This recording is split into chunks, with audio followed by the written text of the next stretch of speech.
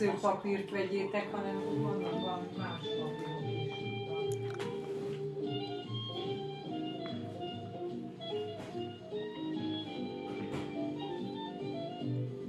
Aki meg annyi takarékos esztendő után hozzájut BMW.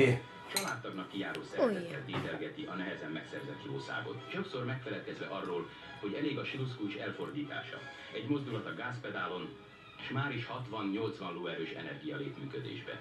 Ez a hatalom nem egy esetben Óriási, 60-80 lóerő. Érthetetlen és nagyon szomorú dolog az, hogy sokan, járművezetők és gyalogosok, ezeket a szabályokat csak a büntetéstől való félelmükben tartják be.